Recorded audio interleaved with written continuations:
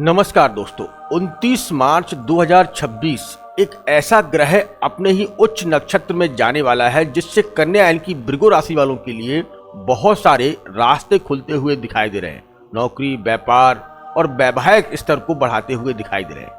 जब भी कोई भी ग्रह अपने उच्च स्थान पर जाता है तो उसके शुभ परिणाम भी हमें प्राप्त होते हैं। दोस्तों आइए जानते हैं कि वह कौन सा ग्रह है जो अपने उच्च स्थान पर जाने वाला है और अपने ही उच्च नक्षत्र में जाने वाला है। तो जानने से पहले मैं अपना इंट्रोडक्शन दे दूं। मैं हूं पंडित आर के पाठक और आप देख रहे हैं अपना ही YouTube channel all is well राशिफल।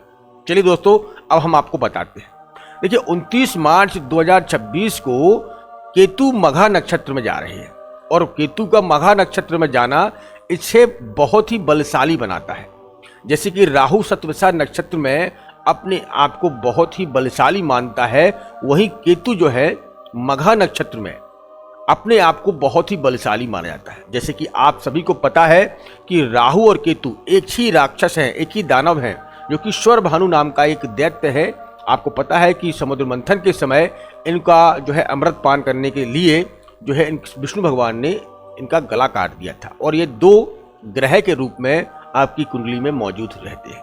देखिए, इन्हें प्रॉपर रूप से जो है कोई भी राशि प्राप्त नहीं है, लेकिन जिस राशि में बैठते हैं, जिस घर में बैठते हैं, उसको प्रभावित अवश्य करते हैं।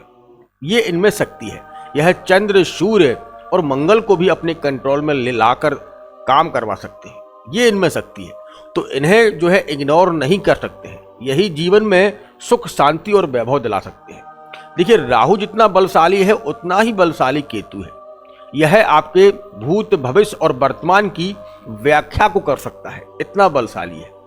पहले हम समझते हैं कि केतु के बारे में, कि केतु आपकी चार्ट में, लगन चार्ट में कहां कहां बैठा हो उसका क्या प्रभाव रहेगा। देखिए, हम आपको समझाएंगे और एक थोड़ा बारीकी से समझाएंगे तो आपको समझ में आएगा। तो आप देर मत करिएगा, अपना चार्ट निकाल लीजिएगा किसी भी ऐप पर जाकर। अगर आपके पास कुंडली है तो उस कुंडली को आप अपने सामने रख लीजिएगा, क्योंकि मैं अब केतु के बारे में आपको मेष से लेकर मीन, ठीक है, यहाँ आपकी राशि से लेकर और 12वें भाव तक बताने की कोशिश करूंगा कि आपके लगन चार्ट में अगर केतु कहाँ बैठा है तो आपको क्या भाव देगा। चलिए शुरुआत करते हैं। तो अगर आपकी कुंडली में, जिन लोगों की कुंडलियों में केतु लगन में ही बैठा है, केतु लगन में बैठा है, तो ऐसा व्यक्ति धर्मात्मा होगा, इसमें कोई संदेह नहीं है। धर्म कर्म करने वाला होगा, शुद्ध वाणी बोलने वाला होगा, कम झूठ बोलने वाला होगा, अपनों की जो है केयर करने वाला होगा। ऐसा व्यक्ति अच्छा होता है केतु अगर लगन में बैठता है, क्योंकि वह मस्तक पर काम करता है, राहु की तरह नहीं। यहाँ केतु शांत रखता है, थोड़ा जाना बोलने वाला तो बनाता है, लेकिन धर्म के साथ बोलने वाला वो व्यक्ति बन जाता है। अगर केतु आपके लगन के बाद जो है सेकंड हाउस में बैठा है, धन भाव में बैठा है, तो यहाँ धन में थोड़ा आपको परिश्रम दिखाता है, क्योंकि यह आपको अचानक धन लाभ नहीं, लेकिन मेहनत के साथ आपको धन देता है। अगर आप जितनी मेहनत करते हैं उतना ही धन देता है। मैं कहूँगा कि 22 से और 36 साल की उम्र में, 36 साल की उम्र में इसका प्रभाव अधिक देता है और उस समय यह आपको लाभ देगा, लेकिन 22 की उम्र तक ये आपको मेहनत ही करवाएगा। अगर आपकी कुंडली के थर्ड हाउस में जो है केतु बैठा है, तो केतु का मतलब यहाँ पर आपके परिवारजनों में, ऐसे आपके छोटे भाई बहनों में थोड़ा आपको मतभेद बनाकर रखेगा। जीवन में उनसे आपकी थोड़ी अच्छी मित्रता नहीं रहेगी, आप उनसे जो है थोड़ी दूरियां बनाकर ही चलेंगे। अगर आपके सुख भाव में केतु बैठा है, फोर्थ हाउस में बैठा है, तो सुख में कमी करवाता है। सुख में कमी का, क्योंकि देखो ये दैत्य राक्षस है, जहां पर बैठता है वहां अपना असर छोड़ता है, लेकिन यहां बैठने से ये क्या करेगा कि आपके सुख भाव में कमी करवाएगा। आपको जन्मभूमि, अगर आपका जन्म जहां हुआ है उस जन्म पर नहीं रहने देगा, आपको कर्म क्षेत्र में भेज देगा। मतलब आपका जॉब, आपका जो भी व्यापार है, जो भी स्थल है, वो जन्मभूमि में ज़्यादा सक्सेस नहीं होगा, उसे कर्म भूमि ढूंढनी पड़ेगी, अपने घर से बाहर निकलना पड़ेगा। उसी समय आपको जो है केतु के अच्छे प्रभाव मिलेंगे। अगर आपकी कुंडली में पंचम भाव में बैठा है, तो ऐसा व्यक्ति दिखावे के लिए बड़ी भक्ति दिखाता है, लेकिन यह ढोंगी भी होता है। ऐसा व्यक्ति ढोंगी हो जाता है। अगर कुंडली के 6वें भाव में केतु बैठा है, तो यहाँ आपको कर्ज में और कर्ज के साथ कोर्ट कचहरी में कुछ, जब भी उसका समय आएगा यह अपना नांग फांस बनाएगा। राहु सडनली देता है, लेता है, लेकिन ये फांसने का काम करता है जब भी जो है उसका समय आएगा। ऐसा नहीं है कि केतु का जब समय आएगा तब उसका प्रभाव अधिक देखने को मिलता है। अगर इस सप्तम भाव में बैठा है तो पति पत्नी के मतभेदों को दर्शाता है। अगर स्त्री या पुरुष में जिसकी भी कुंडली आपकी जो है, आपकी कुंडली है, कन्या राशि है, और आपके पति की कुंडली है या आपकी पत्नी की कुंडली है और केतु यहाँ बैठा है, तो पति पत्नी में अगर पति की है तो पत्नी बहुत ज़्यादा बोलने वाली, बहुत तीव्र गुस्से वाली और अपने आप को एक शहंशाह समझने वाली जरूर होगी।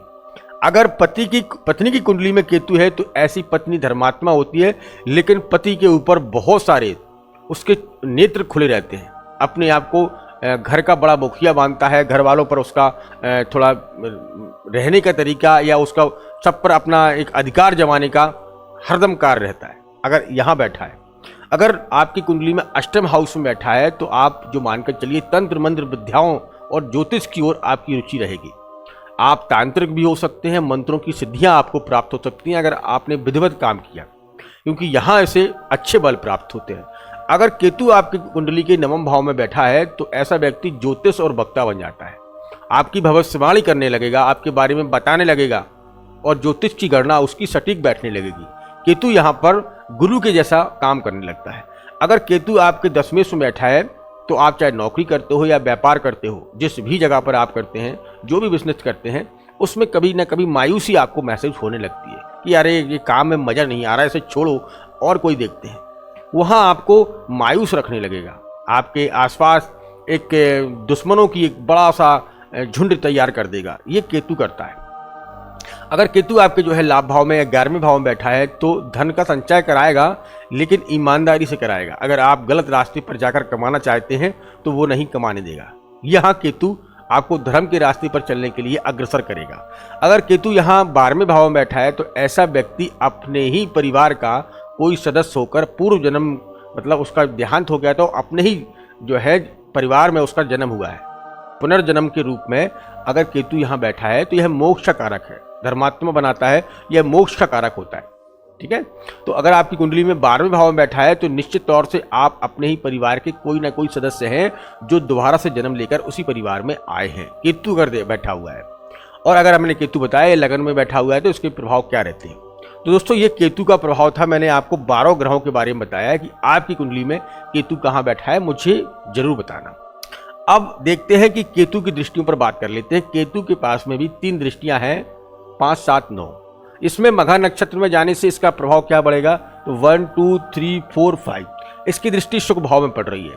तो निश्चित तौर से यहाँ आपको अपने परिवार से बाहर जाना पड़ेगा, तभी आपको सफलता मिलेगी। अगर सफलता नहीं मिल रही है तो मघा नक्षत्र में 29 मार्च 2026 को जैसे ही केतु एक्टिव होगा आपको आपकी फैमिली से बाहर कर देगा और तभी आपको सफलता दिलाएगा। वो खींच के ले जाएगा। आप जितना भी प्रयास कर लीजिएगा, आपके सुख भाव में बढ़ोतरी करना है तो वो आपको घर से खींचकर बाहर ले जाएगा और काम करने के लिए प्रेरित करेगा। दूसरी दृष्टि देखा जाए तो आपके 6वें भाव में पड़ रही है, तो केतु और मंगल यहाँ मिल जाएंगे और राहु भी यहाँ पर मिल जाएंगे। तो यहाँ अगर कोई कर्ज है, ठीक है, क्योंकि दोनों का कनेक्शन बन रहा है, अगर कर्ज है तो वो कर्ज में सीमित कर देगा, इस भाव में सीमित कर्ज को रहने देगा, लेकिन अधिक से अधिक कर्ज को क्लोज करने के लिए कोशिश करेगा।